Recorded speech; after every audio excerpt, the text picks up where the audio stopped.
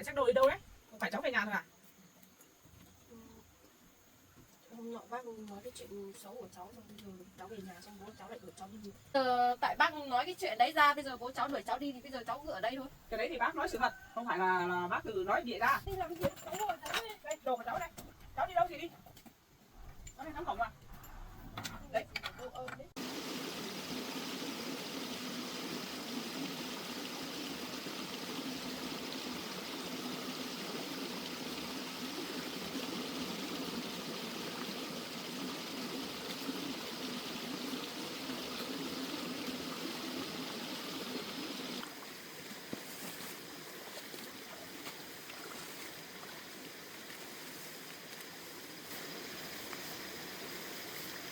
Có mấy con nhỉ?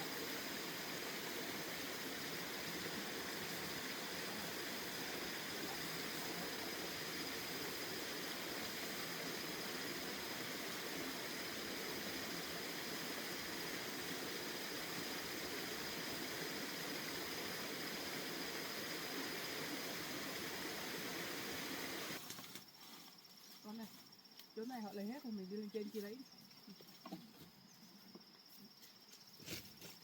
Lấy hết rồi.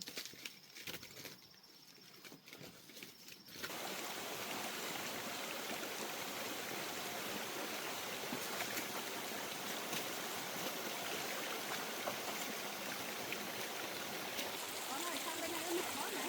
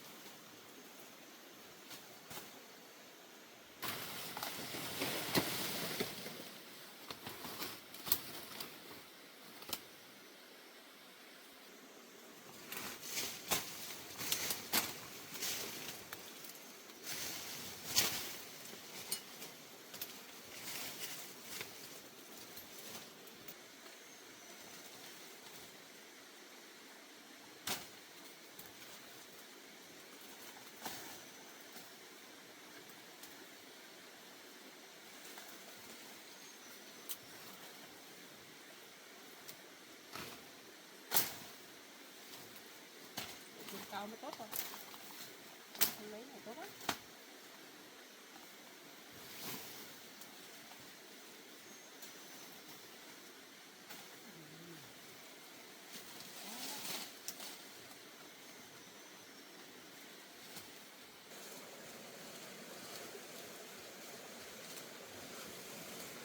Con cứ nhặt đấy nhé, mẹ đi xong kia.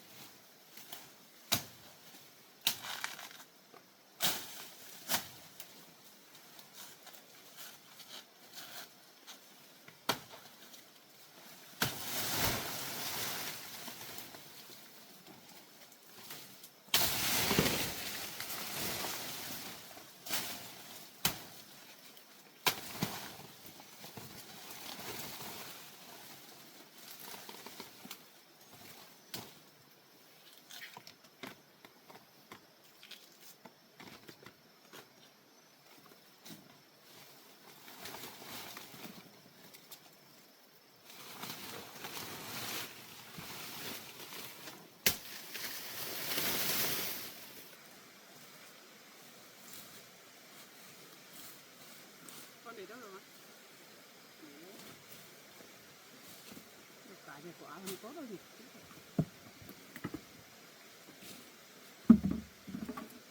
Nhận với cả hoa chuối. Con bó.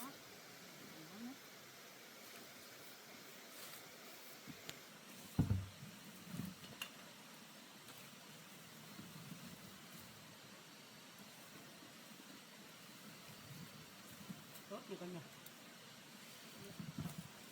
Con lấy được nhiều hết. Của con lấy được tốt hơn của mẹ. Hôm nay mẹ đi lấy đầu tiên. Con đi lấy Mỹ.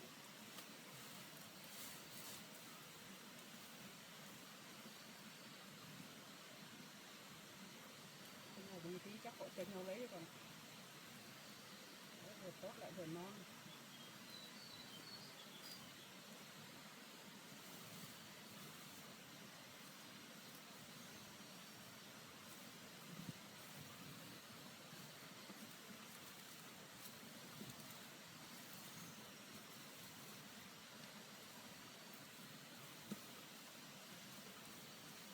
Mình chém miếng hoa chuối nó còn nhiều lắm.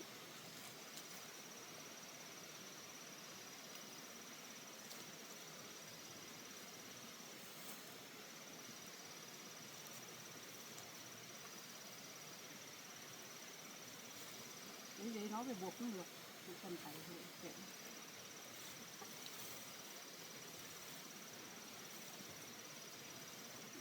Đó.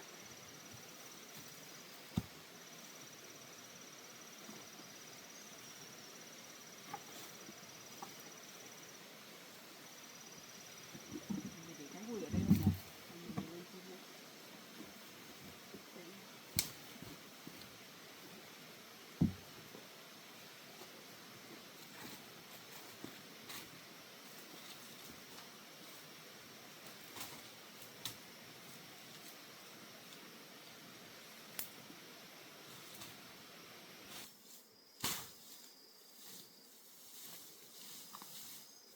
Có đây, có đây, có lắm.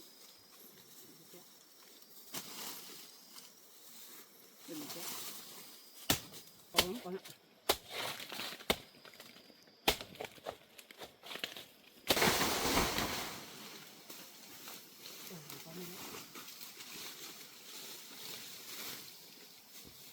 Tìm kia là con ạ, nó lăn đi chỗ khác đấy.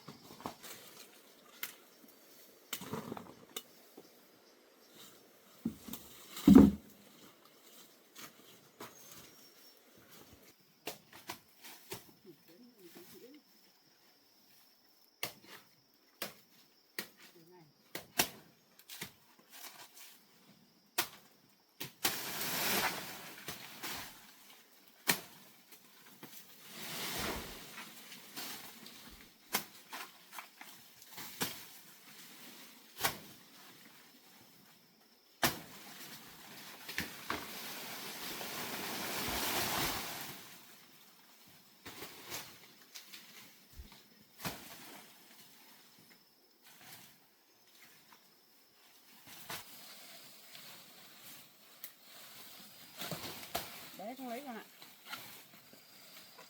Đấy, cái ở đây mà không biết lắm đấy.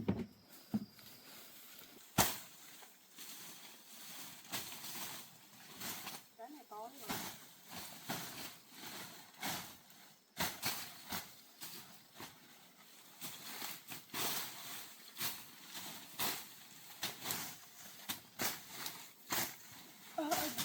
Nhớ rằng mẹ chém chơi ở đây mà. À đây, nó tìm mãi mới thấy. Mình đi vào trong này đi con này. Hay thật đấy, hôm nay được đi gì?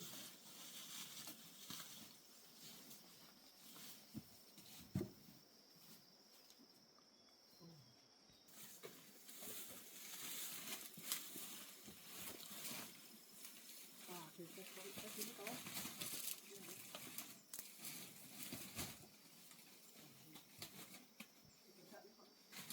Dùng cái nhá.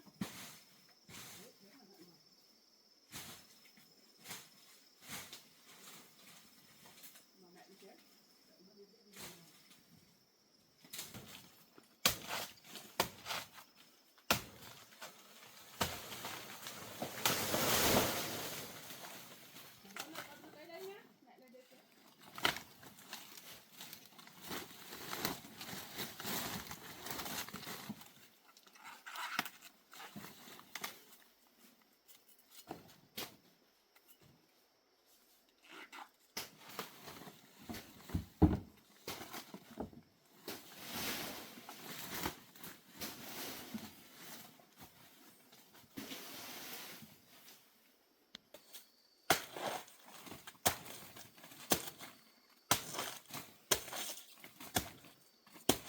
Con này cẩn thận nhá, nó đổ đi đấy.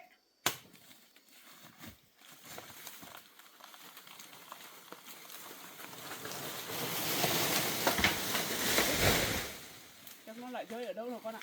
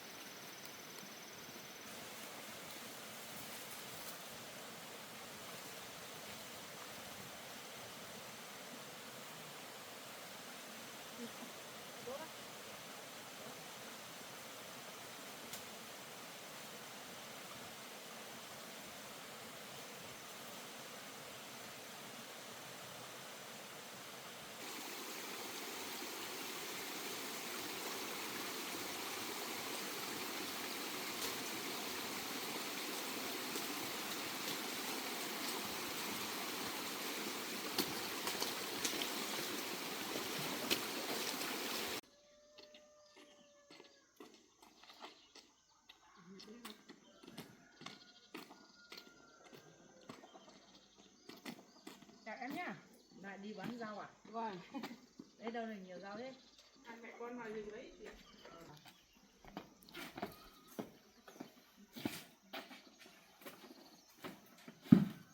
Nhiều cái này. Vâng. Tốt lắm chị ạ. Nhưng mà rau đắng sao? Vâng, rau đắng. Cái này bán như thế nào?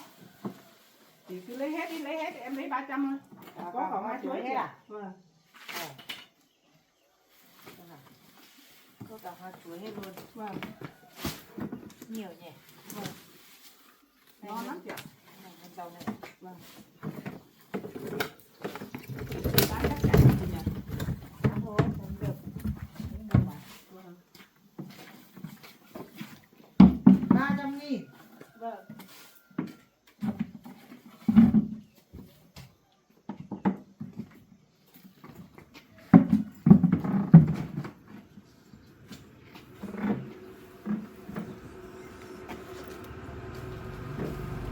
Đây, tiền đây.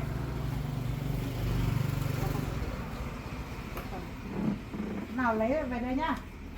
Cảm ơn chị nhé. Đấy. Con cầm đi. Con cầm nhé.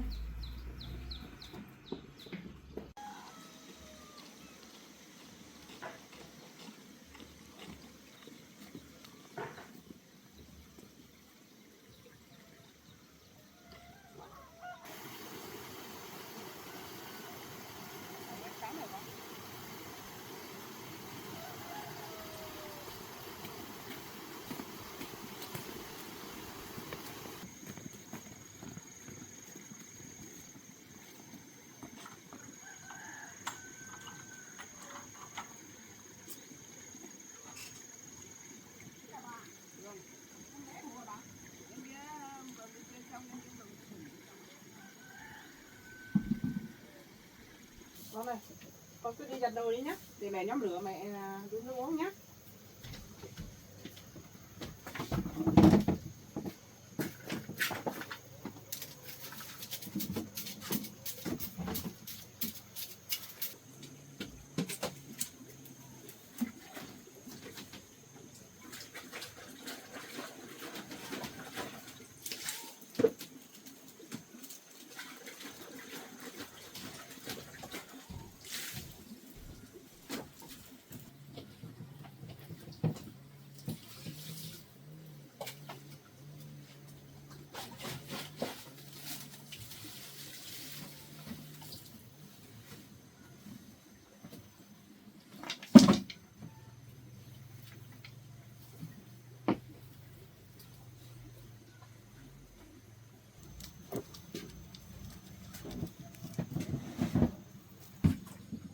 Ba ơi, em bé ngủ lâu chưa?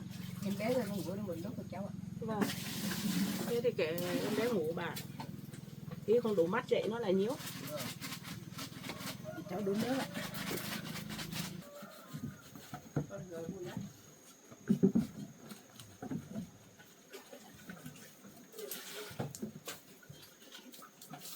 Còn sao cái này có mớ này con này.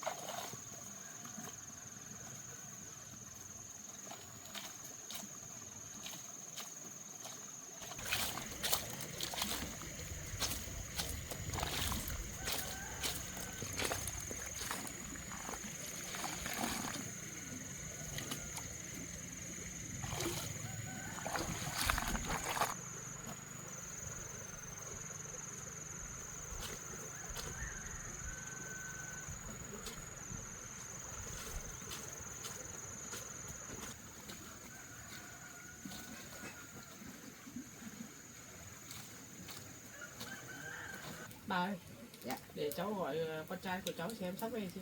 Vâng.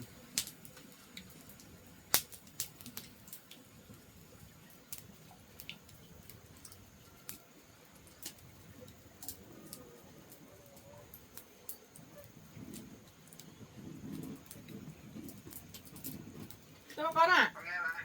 Ừ, con sắp về nhà chưa? Ủa, con bây giờ đang ở Sơn Nam ố, được thiếu. Con đang ở thành phố á? Ờ, mày ra trên á. Vâng, mẹ đang ở trên nhà con. Mẹ hôm qua mẹ nói với con này. Hôm qua mẹ cũng lên, từ hôm qua rồi mẹ lên đây rồi. À, Ờ, hôm qua thì mẹ Mận đây, mẹ kế Mận đây xuống đòi tiền con ạ. Mẹ ở đây đấy. cái tiền của nhà con á. Đòi tiền của nhà con. Bảo bố của Mận ấy đưa cho con mới có tiền đi mua đất, bảo thế. Sao lại thế nhỉ? Nhưng mà mẹ nói cho rồi mẹ chửi cho, mẹ không cho vào nhà đâu, nó lên tận chỗ mẹ với Mận đang dọn dẹp thì bà lên tận đấy đòi tiền Mận. À, thế chắc là mẹ của Mận phát hiện ra cái tiền mà bố của Mận gửi đây rồi. Chắc thế con ạ. Cứ bảo Bố của Mận trước bảo là bán cái vườn cây được 50 triệu thì là nói dối bà bảo là được 30 triệu, xong rồi mang 20 triệu về để đây cho Mận giữ này. thế hôm qua bà cứ bảo là 50 triệu cơ, không phải 30 triệu đâu. Bây giờ còn 20 triệu nữa, bà cứ cái mẹ thế, mẹ có biết cái chuyện gì, các tiền gì đâu. Mẹ cứ bảo chờ con trai về đã xong là bà hãy nói. Xong bà bực bà cũng về rồi, mẹ không cho vào nhà đâu. Nhớ, thế con đi làm nhá. Vâng, nhưng mà mẹ ơi, mẹ bảo Mận với mẹ nhé, đừng nói gì nhá, cứ bảo là không biết đấy nhá. Vâng, mẹ không nói gì đâu. Đây là bố của Mận nhờ vợ chồng con giữ đấy. Vâng, hôm qua mẹ cũng dặn Mận thôi, con để giữ cho ông thì tốt rồi con ạ, để phòng khi ông ốm yếu ấy, để mình có tiền cho ông. Vâng. Bây giờ bố của Mận bên kia giấu rồi thì mình bên này mình cũng giấu hộ đi, xong rồi mình để cho bà biết, xong rồi lúc này bố bán cái vườn cây chẳng được đồng nào. Thế nhá, con đi làm đi nhá. Vâng, con đang bận việc đi. Thế nhá, mẹ chán nhá. Vâng, con chào mẹ nhá.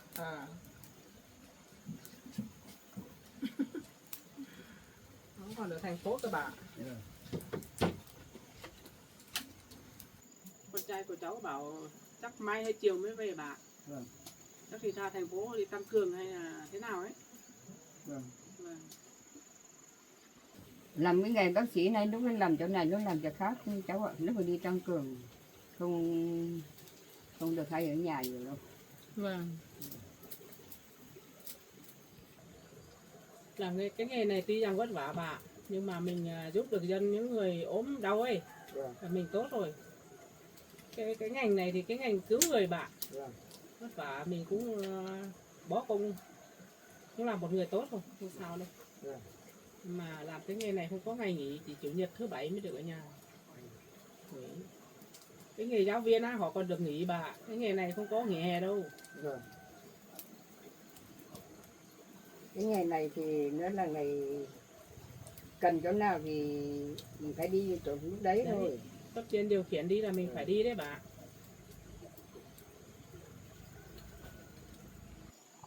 Mấy hôm nay cháu lên đây không thấy con trai cũng thấy buồn lắm bà, nhớ nó. Bà cũng thế, bà cũng lâu lâu cháu không lên với lại cháu bảo không ở nhà, bảo cháu mình cũng lo lắm mà. Vâng.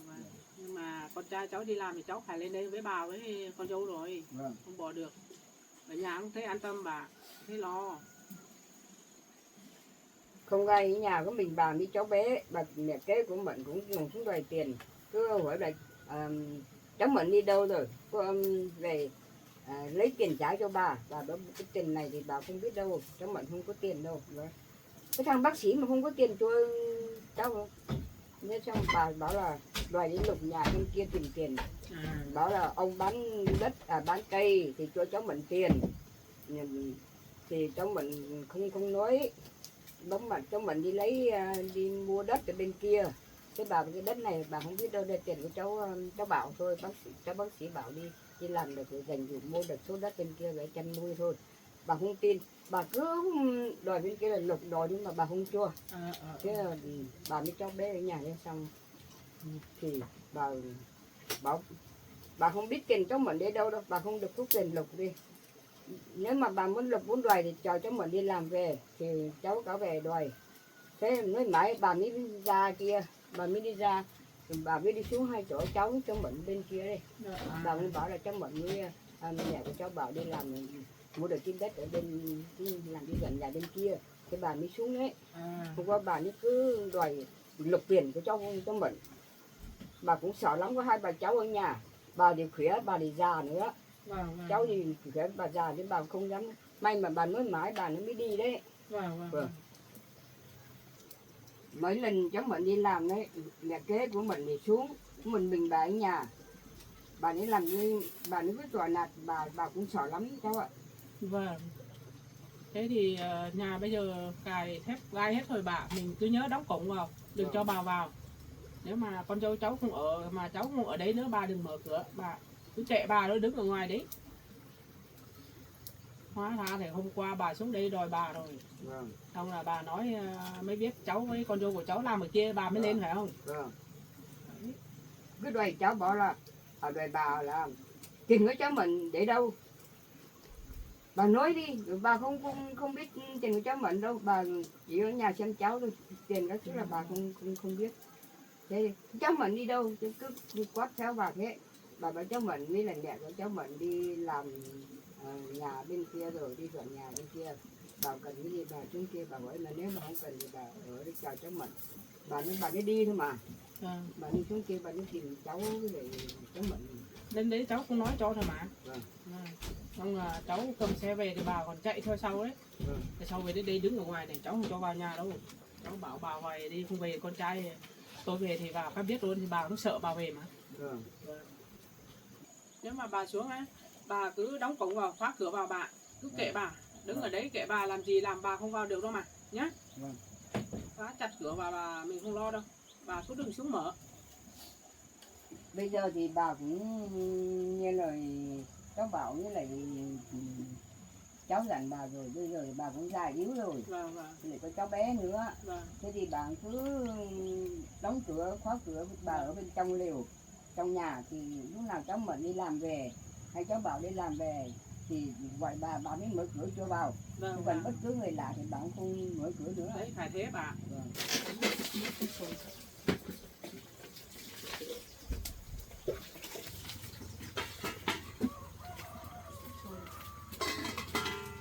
Nước sôi rồi còn để đấy xong mẹ pha lấy vào.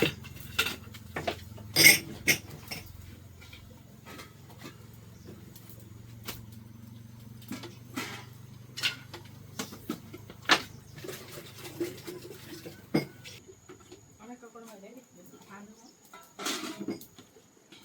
Đi làm về pha nước.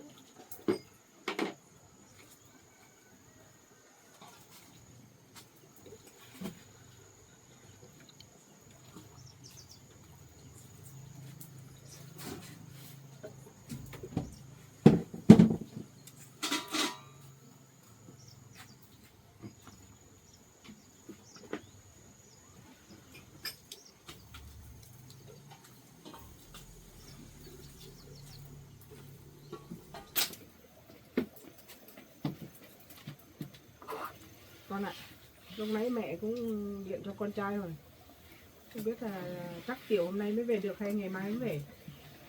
Nếu mẹ vừa gọi đang ở thành phố con ạ. Đi làm.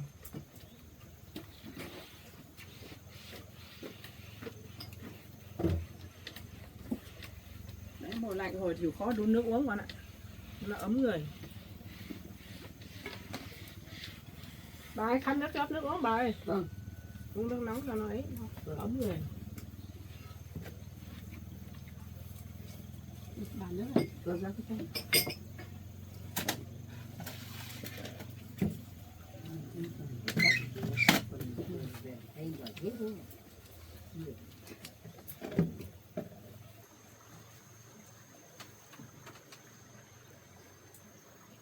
Con lên nước này con.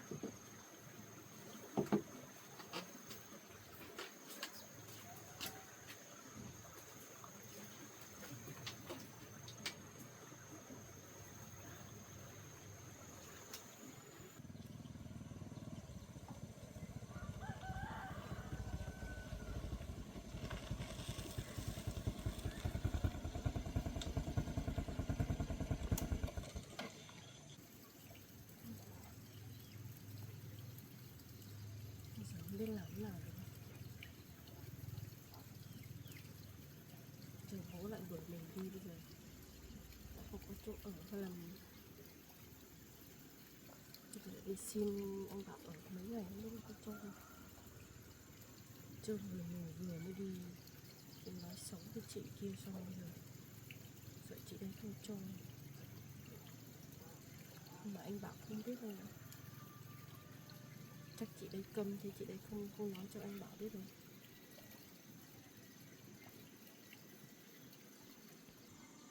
Bây giờ cũng chẳng biết đi đâu ở nữa.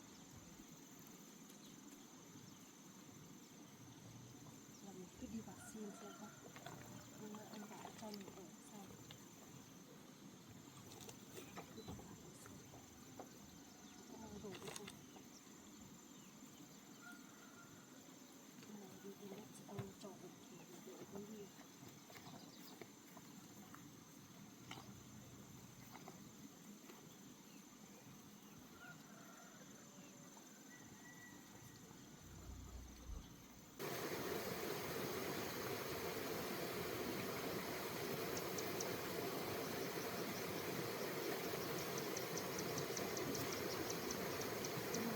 Sao lại có người ở ngoài xem.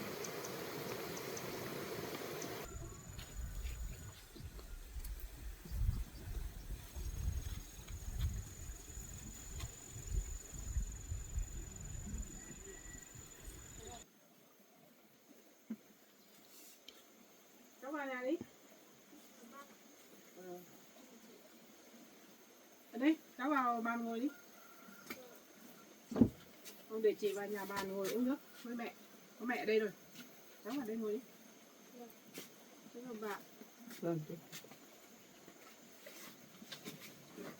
Không ngồi xuống.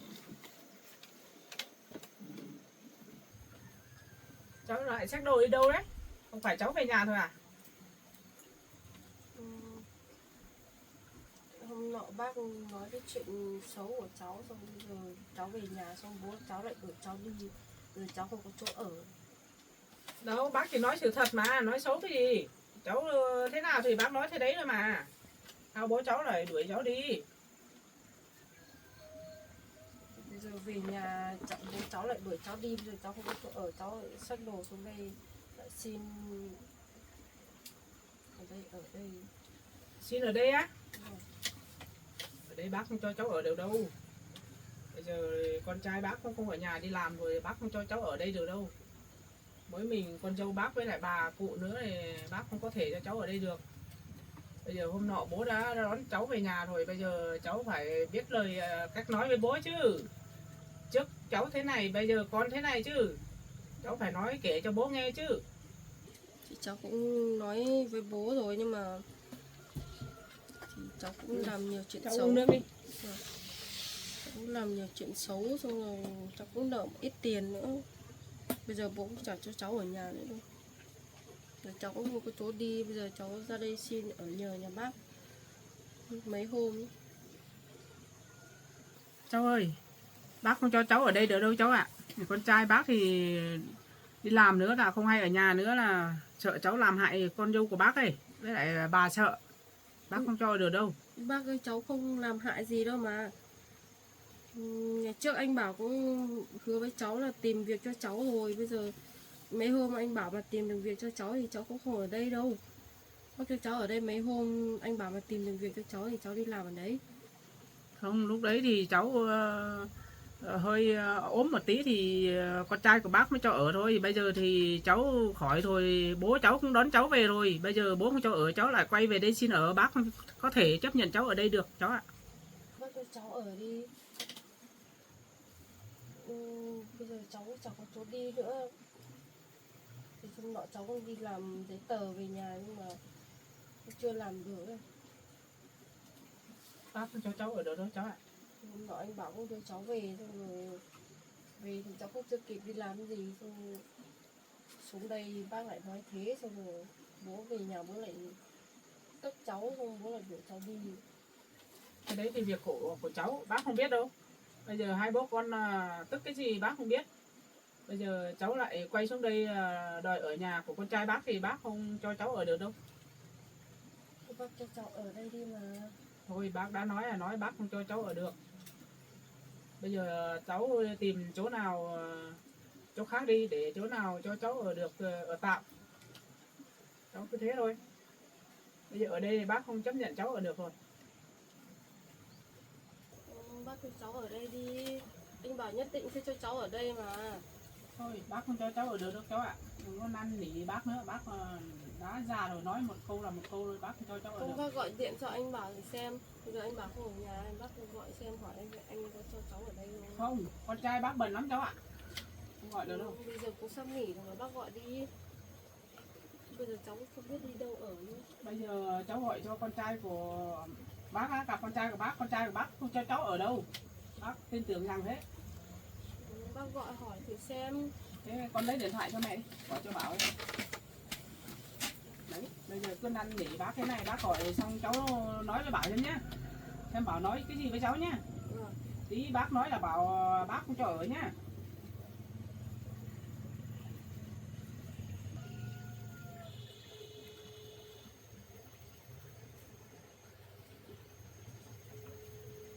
Đấy, bác đã nói rồi, con trai bác đang bận mà. Không nghe được máy đâu. Là sắp nghỉ rồi mà. Đấy, không nghe máy đâu cháu ạ. Bác không cho cháu ở được đâu. Đấy, đang bận không nghe được máy đâu. Cháu cứ năn nỉ gọi điện thoại này.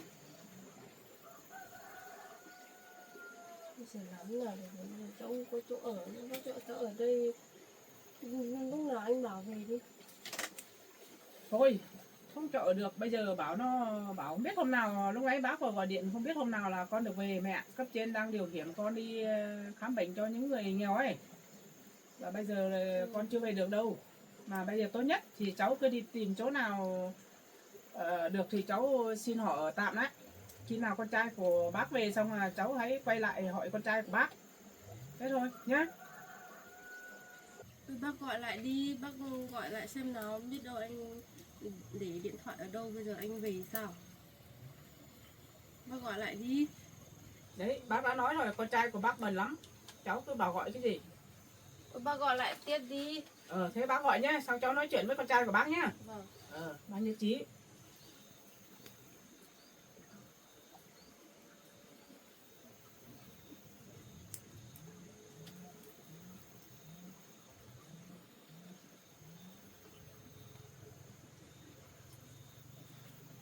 Con à? Vâng, con nghe mẹ ơi. Con gặp cháu Sinh nói chuyện với con tí nhá. Cứ năn nỉ mẹ gọi điện thoại cho con đấy. Gặp ai? Gặp Sinh á? Đang ở nhà mình à? Đang ở nhà mình. Bây giờ con nói chuyện với nó nhá. Mẹ nói không nghe đâu. Thế để con nói chuyện nào. Đấy, cháu nói đi. Anh Bảo à? Em làm gì ở nhà anh đấy? Anh ơi, em có chuyện muốn nói với anh này. Có gì nói luôn đi, anh đang bận này. Thì chuyện là bố em này đuổi em đi, bây giờ em không có chỗ ở, bây giờ anh lại cho em ở nhờ nhà anh được không? Đang về nhà anh ở á? Vâng.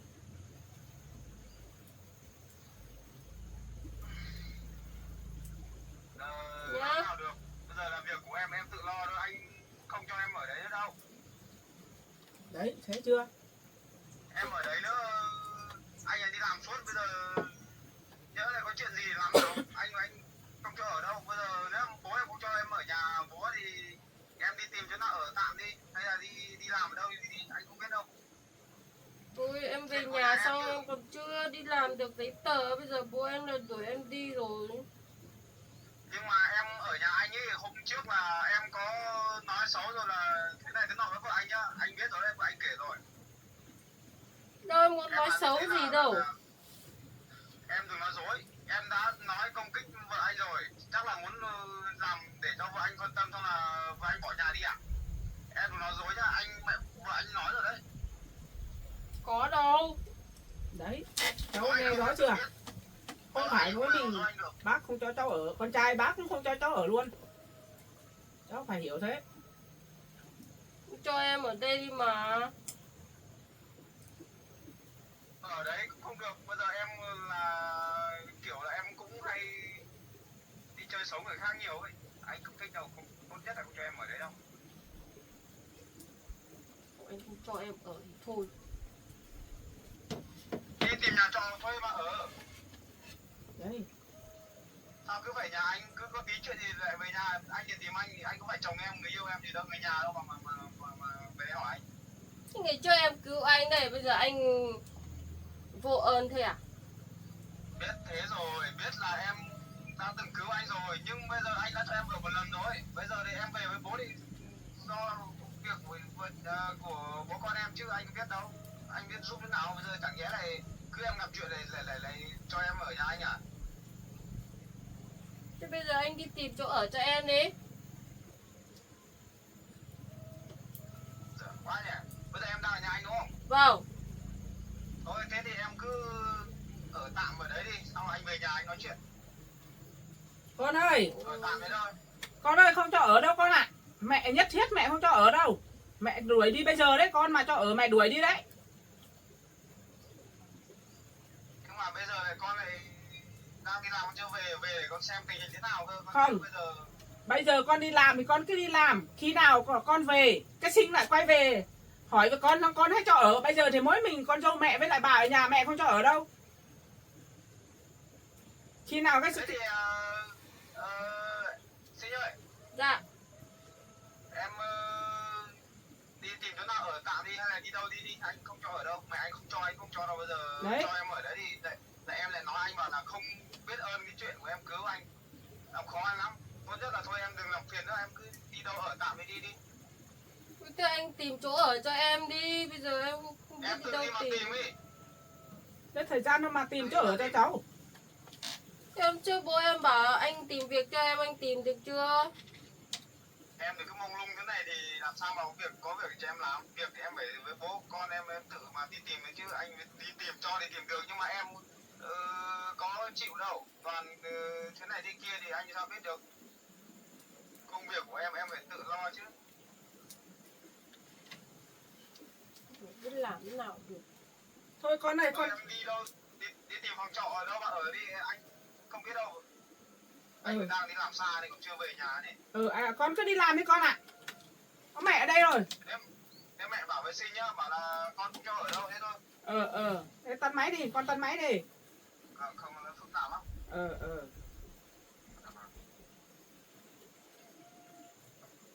Đấy, cháu nghe rõ chưa? Bây giờ cháu đi. Cháu dậy đi cho bác xin đi. Để con trai của bác về xong là cháu hãy về hỏi con trai bác đồng ý thì cháu về đây ở, không đồng ý thì thôi. Thôi, cháu về đi. Cháu không ngồi đấy làm gì, về đi. Sao bác cứ đuổi cháu đi, sao nhà bác vô ơn đấy.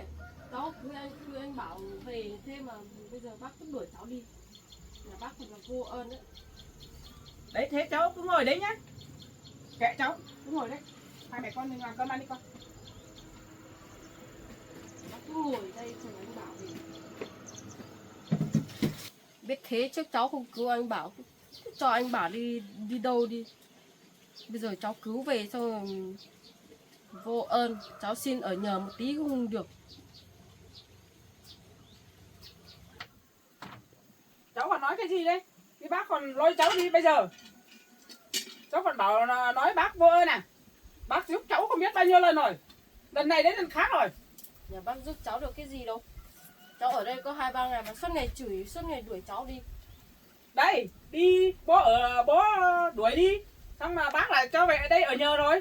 Xong bây giờ bố nhất trí bố lại về đón cháu về rồi. Bây giờ bố lại đuổi lại về đây làm vạ cho bác á.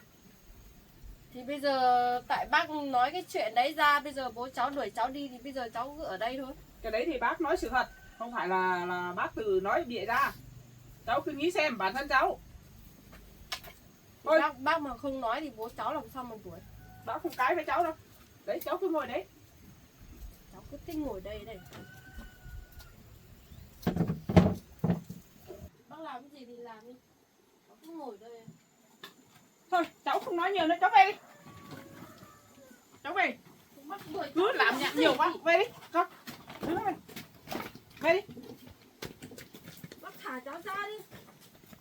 Bác đuổi cháu đi làm gì? Cháu ngồi cháu đi. Đây, đồ của cháu đây.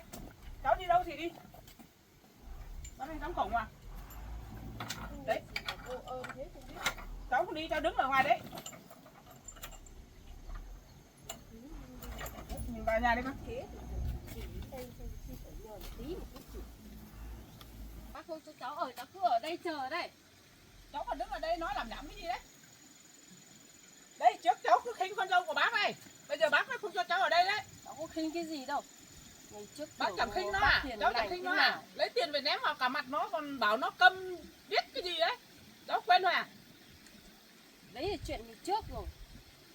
Ngày trước cũng thế, bây giờ cũng thế. Kiểu người thế nào. Kiểu hiền mà bây giờ cứ nổ cái bộ mặt ác cái gì. Cho ở tao cứ ngồi lì ở đây khi nào anh bảo về.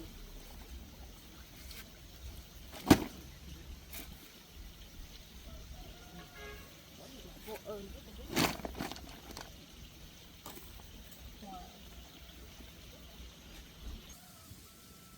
Không biết anh bảo lúc nào mới về đây. Trong nhà thì hai mẹ con thì ác nữa. Thôi con ạ, kệ nó ngồi ở đấy nó làm gì thì làm. Hai mẹ con mình nấu cơm ăn thôi nhỉ.